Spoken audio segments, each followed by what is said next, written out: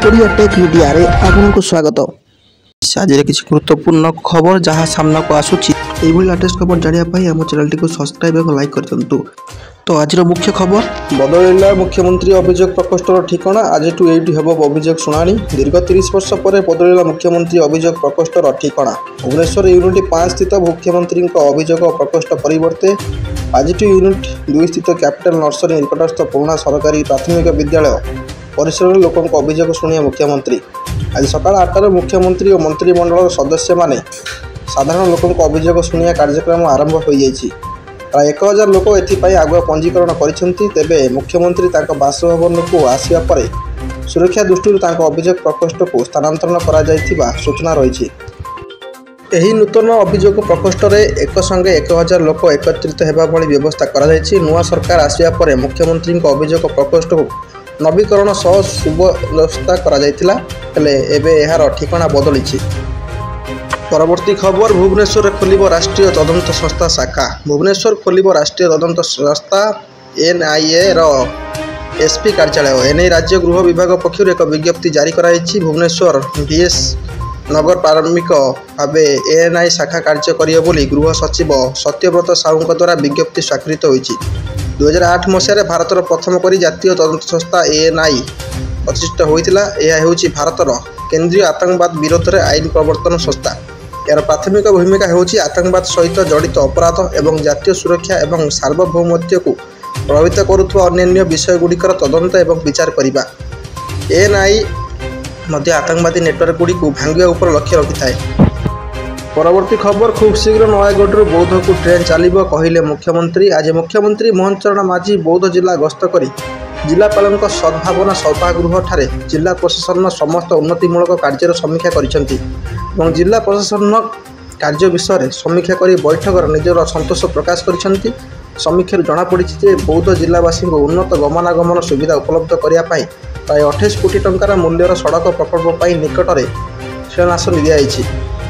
खूब शीघ्र बौद्ध एक 300 शଯ୍या विशिष्ट डाक्तखाना, बौद्धर नुआ बसस्टाण्ड एवं बौद्ध रेल स्टेशन कार्य प्रायतः संपूर्ण होइछि। खूब शीघ्र यह सब प्रकल्प गुड़िकर उद्घाटन होगापाई जाउछि बोली बैठक आलोचना जना जाइछि। परवर्ती खबर मे 19 बंद रहिबो ओडिशा हाईकोर्ट। कटक सहर में ओडिशा हाईकोर्ट ग्रीष्म छुट्टी पाई मे 19 जून 16 पर्यंत बंद रहिबो। एही समय मध्य जरूरी मामला शुणाणी पाई किछि निर्दिष्ट तारीख में वैक्सीनेशन बेंच गठन करा जिवो। कार्यसूची अनुसार कोर्ट 8टी निर्दिष्ट दिन में मामला विचार करेंगे। से मे 20, मे 23, मे 27, मे 30, जून 3, जून 4, जून 10 और जून 13। सेपरी मे 20 और मे 23 तारीख में जस्टिस संगम कुमार साहू एवं MS साहू को नहीं गठित एक 2 जणिया खंडपीठ, जस्टिस BP शतपथी एकक विचारपति खंडपीठ जरूरी मामला शुणाणी करेंगे। मे 27 तारीख में जस्टिस KR महापात्र एवं MS साहू एकक विचारपति खंडपीठ मामला गुड़िकर अध्यक्षता करेंगे। Justice B Narasimha, justice BP Satapathy एवं जस्टिस SK मिश्र एकक विचारपति खंडपीठ मध्य अधिवेशन रहिबे।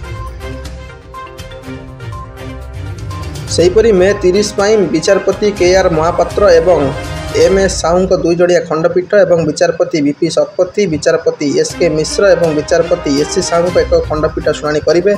जून 3 और 4 तारीख में विचारपति BP शतपथी एवं MS रमण एक डिविजन बेंच द्वारा जरूरी मामला गुड़िकर शुणाणी करा जिवो।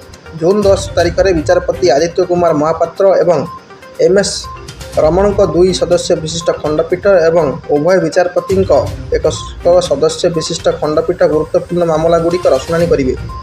जून 13 तारीख में विचारपति गौरशंकर शतपथी एक सदस्य विशिष्ट खंडपीठ जरूरी मामला गुड़िकर शुणाणी करेंगे। परवर्ती खबर जाजपुर में बड़ निवेश करिबो टाटा, मिलिबो 35,000 नियुक्ति। मे 22 तारीख में मुख्यमंत्री मोहन चरण माझी जाजपुर में 12टी प्रकल्पर शिलान्यास एवं आउ 4टी प्रकल्प उद्घाटन करेंगे बोली शिल्प मंत्री संपद स्वाई शनिवार सूचना देइछंती। से कहछंती जे 1,14,00,000 टंकार ए प्रकल्प गुड़िक 34,000 नियुक्ति सुजोग सृष्टि करने साहाय्य करिबो।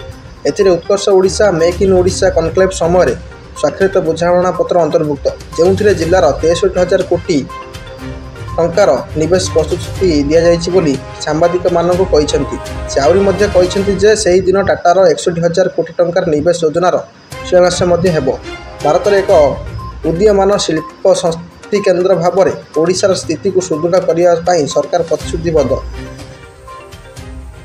ଏପରିକି ଟାଟା ବ୍ୟତୀତ ଜେଏସଡବ୍ଲ୍ୟୁ ଏବଂ ବେଦାନ୍ତ ଓଡ଼ିଶାର ନିବେଶ କରିବାକୁ ଆଗ୍ରହୀ। ମୁଖ୍ୟମନ୍ତ୍ରୀ ଗତ ମାସରେ ଖୋର୍ଦ୍ଧାରେ 13ଟି ଶିଳ୍ପ ପ୍ରକଳ୍ପର ଶିଳାନ୍ୟାସ କରିଥିଲେ, ଯାହା ଓଡ଼ିଶାକୁ ଏକ ଶିଳ୍ପ କେନ୍ଦ୍ର ଭାବରେ ପ୍ରତିଷ୍ଠା କରିବା ପାଇଁ ସରକାରଙ୍କ ପ୍ରତିବଦ୍ଧତାକୁ ଦର୍ଶାଏ ବୋଲି ସେ କହିଛନ୍ତି। ପରବର୍ତ୍ତୀ ଖବର, ଉତ୍ତରାଖଣ୍ଡ ଚାରିଧାମକୁ ଯାତ୍ରାକୁ ନେଇ ପ୍ରବଳ ଉତ୍ସାହ। କେଦାରନାଥଙ୍କ ଦର୍ଶନ କଲେଣି 4 ଲକ୍ଷ ଭକ୍ତ। ଚଳିତ ବର୍ଷ ଉତ୍ତରାଖଣ୍ଡର ଚାରିଧାମ ଯାତ୍ରା ପାଇଁ ଦେଶର ପ୍ରତ୍ୟେକ କୋଣରୁ ଭକ୍ତମାନେ ଦର୍ଶନ ପାଇଁ ପହଞ୍ଚୁଛନ୍ତି। 9,17,117 ଜଣ ଭକ୍ତ ଚାରଧାମ ଦର୍ଶନ କରି ପୁଣ୍ୟ ଅର୍ଜନ କରିସାରିଲେଣି। ସବୁଠାରୁ ଅଧିକ ବାବା କେଦାରନାଥଙ୍କ ଦର୍ଶନ ପାଇଁ ଭକ୍ତଙ୍କୁ ସୁଅ ଛୁଟୁଛି। କେଦାରନାଥ ଧାମରେ ଭକ୍ତଙ୍କ ସଂଖ୍ୟା 3,80,000 ଅତିକ୍ରମ କରିଛି। 6 ମାସ ପରେ ମେ 2, 2025ରେ କେଦାରନାଥ ଧାମ ମନ୍ଦିର ଦ୍ୱାର ଖୋଲିଥିଲା। ସେହିଦିନଠାରୁ ଭକ୍ତଙ୍କ ଭିଡ଼ କମିବାରେ ଲାଗିଛି। ଏପର୍ଯ୍ୟନ୍ତ 3,80,897 ଭକ୍ତ ବାବା କେଦାରନାଥଙ୍କ ଦର୍ଶନ କରିସାରିଛନ୍ତି। 18 ମେରେ 24,336 ଜଣ ଭକ୍ତ ବାବା କେଦାରନାଥଙ୍କ ଦର୍ଶନ କରିଥିଲେ। ସେମାନଙ୍କ ମଧ୍ୟରେ 15,170 ପୁରୁଷ, 8,814 ମହିଳା ଏବଂ 352 ପିଲା ଥିଲେ। ସେହିପରି ବଦ୍ରିନାଥ ଧାମର ଦ୍ୱାର 4 ମେରେ ଖୋଲାଯାଇଥିଲା। ଏପର୍ଯ୍ୟନ୍ତ 2,12,499 ଭକ୍ତ ଭଗବାନ ବଦ୍ରିନାଥଙ୍କ ଦର୍ଶନ କରି ଆଶୀର୍ବାଦ ନେଇଛନ୍ତି। ସେମାନଙ୍କ ମଧ୍ୟରେ 1,24,752 ପୁରୁଷ, 77,028 ମହିଳା ଏବଂ 10,709 ପିଲା ରହିଛନ୍ତି। 18 ମେ ଦିନ 19,250 ଜଣ ଭକ୍ତ ବାବା ବଦ୍ରିନାଥଙ୍କୁ ଦର୍ଶନ କରି ପୁଣ୍ୟ ଅର୍ଜନ କରିଥିଲେ। ସେମାନଙ୍କ ମଧ୍ୟରେ 10,655 ପୁରୁଷ, 7,922 ମହିଳା ଏବଂ 673 ପିଲା ରହିଥିଲେ। ଏପ୍ରିଲ 30 ତାରିଖରେ ରୀତିନୀତି ସହିତ ଯମୁନୋତ୍ରୀ ଧାମର ଦ୍ୱାର ଖୋଲାଯାଇଥିଲା। ଦ୍ୱାର ଖୋଲିବା ପରଠାରୁ 1,68,013 ଜଣ ଭକ୍ତ ମାତା ଯମୁନାଙ୍କ ଆଶୀର୍ବାଦ ନେଇଛନ୍ତି। ସେମାନଙ୍କ ମଧ୍ୟରେ 88,374 ପୁରୁଷ, 74,551 ମହିଳା ଏବଂ 5,088 ପିଲା ଅନ୍ତର୍ଭୁକ୍ତ। 18 ମେରେ 10,327 ଜଣ ଭକ୍ତ ଦର୍ଶନ କରି ପୁଣ୍ୟ ଅର୍ଜନ କରିଥିଲେ। ସେମାନଙ୍କ ଭିତରେ 5,590 ପୁରୁଷ, 4,422 ମହିଳା ଏବଂ 315 ପିଲା ଥିଲେ। ଗଙ୍ଗୋତ୍ରୀ ଧାମର ଦ୍ୱାର ମଧ୍ୟ 30 ଏପ୍ରିଲରେ ଖୋଲାଯାଇଥିଲା।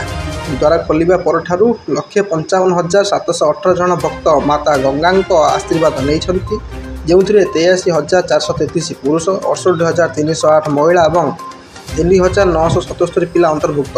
ଯଦି ଆମେ 18 ମେ ଦିନକୁ ଦେଖିବା, ତେବେ 10,106 ଜଣ ଭକ୍ତ ଦର୍ଶନ କରି ପୁଣ୍ୟ ଅର୍ଜନ କରିଥିଲେ। ସେମାନଙ୍କ ମଧ୍ୟରେ 5,632 ପୁରୁଷ, 4,183 ମହିଳା ଏବଂ 291 ପିଲା ଥିଲେ।